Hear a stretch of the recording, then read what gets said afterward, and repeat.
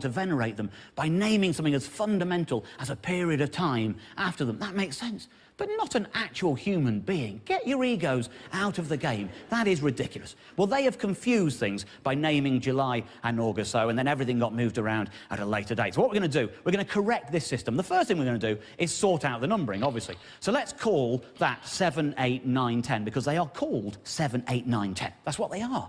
So if they're going to be 7, 8, 9, 10, it follows, does it not, that that becomes 6, 5, 4, 3, 2, and 1.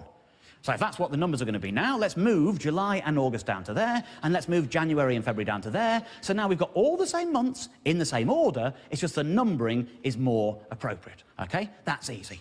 Now, let's remove the egotistical Romans from our calendar. Let's remove Julius Caesar, remove Augustus Caesar. Let's perform a Caesarean section on our calendar.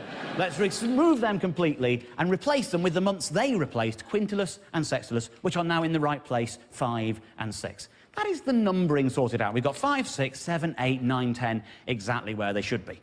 Now, obviously, is the time we introduce the 13th month, which, of course, will be Gormanuary. Now, what we've got there is 13 months of exactly 28 days long. Everything ticks over perfectly. March the 1st, New Year's Day, will always be a Sunday because nobody wants to go straight back to work on New Year's Day, do they? And it will always be a Sunday because of the order in the calendar. The 1st of every month will always be a Sunday. The 2nd of every month will always be a Monday. And that means that New Year's Eve, the 28th of Gormanuary, will always be a Saturday.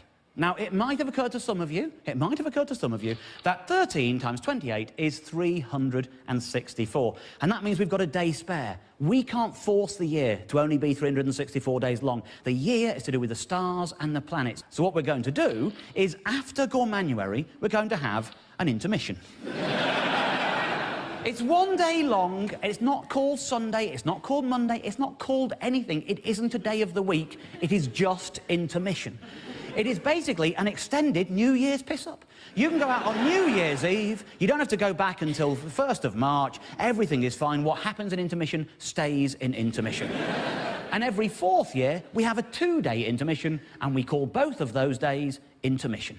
That's all it is. That regulates everything. Everything flows in a very orderly fashion from that point on. We have talked previously on this show about the old 30 days hath September rhyme. I think we can all agree that this system improves upon that rhyme. The rhyme now goes 28 days hath March, April, May and June.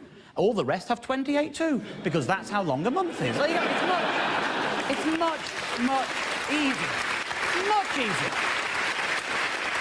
I'm confident in this. I'll tell you what I'm going to do. I'm going to put the PowerPoint down for a moment. I'm just going to say, any questions?